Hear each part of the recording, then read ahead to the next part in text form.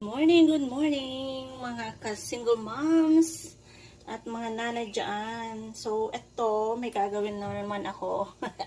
Panibagong experiment na naman. Tokwa, pinagsama ko ng corn tuna. Tapos, nilagyan ko ng ito,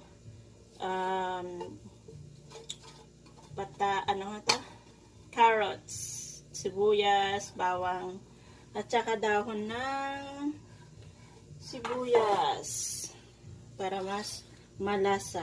So, ito na yung tokwa. Kitang-kita naman siguro yan. Yan. Dinurog ko na yung tokwa. Siyempre, durog na durog yan. Yan, o. So, nilagay ko na kasi yung ano sa ibabaw.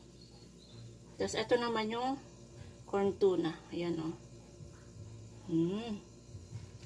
Kasi nilagyan ko na rin syempre ng panimpla yan.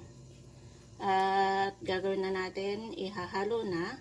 Tapos bilog-bilogan lang yan. Tapos iprito para may pangkain ang mga bata. Pang ulam, pang baon, pang merienda, pang kalahatan na yan. Ihalo na nga lang natin to ng maigi. Dahan-dahan lang kasi. Sobrang dami nung tokwa. 5 pirasong tokwa yan.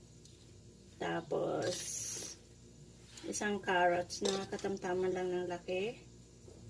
Isang sibuyas na close to medium. Maliit lang yun. Tapos, 2 bawang na fresh. Na mince na. Nilagay ko sa food processor eh. So, yan. Kung nahalo na to, lalagyan ko pa to ng itlog. Ayoko kasi ihalo muna yung itlog na kaagad kasi ma-over ang halo ng itlog, hindi matsalap. So, ihalo muna natin to. Total, hindi pa naman siya halong-halo. Tsaka natin ilagay yung itlog. Mas madali na siya. Or mas okay siya kasi hindi na siya masyadong halong-halo yung itlogs.